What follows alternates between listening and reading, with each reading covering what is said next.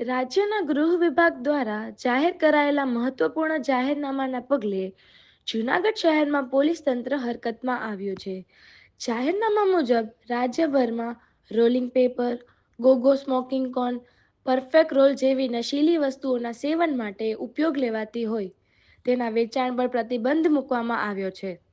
જેથી આ જાહેરનામાના અમલ માટે જૂનાગઢ શહેરના વિવિધ વિસ્તારોમાં એ, બી, સી ડિવિઝનના પોલીસ સ્ટેશન, એસઓજી અને એલસીબી પોલીસની સંયુક્ત ટીમો દ્વારા લારી, ગલ્લા અને દુકાનો પર કડક ચેકિંગ હાથ ધરવામાં આવ્યું.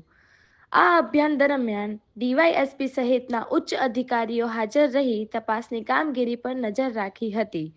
પોલીસ દ્વારા સ્પષ્ટ સંદેશ આપવામાં આવ્યો છે કે પ્રતિબંધિત વસ્તુઓનું વેચાણ કે સંગ્રહ કરતા ઝડપાયેલા લોકો સામે કડક કાનૂની કાર્યવાહી કરવામાં આવશે.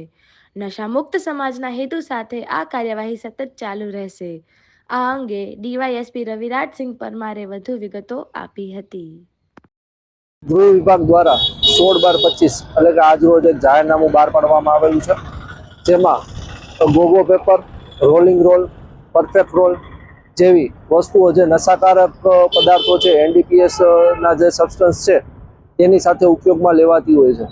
આ વસ્તુઓ જનરલી ખાસ કરીને પાન ગલ્લાની દુકાનો, પછી ખાસ કરીને બ્લિંકિટ જેવા સાધનો દ્વારા પણ કેવું કે ઓનલાઈન માધ્યમથી મંગાવી શકાય.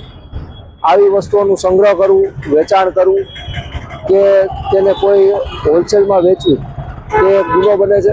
જે અનુસંધાને આજે જાહેરનામાના અન્વયે જૂનાગઢ જિલ્લામાં પોલીસ અધિક્ષક સાહેબ શ્રી સુબોધ વડોદરા સાહેબની સૂચના અન્વયે એલસીબી, એસઓજી તથા A division, B division, C division, તાલુકા પોલીસ સ્ટેશનની વિવિધ અલગ અલગ ટીમો બનાવી તમામ આવી જગ્યાઓએ ચેકિંગ હાથ ધરવામાં આવેલ છે.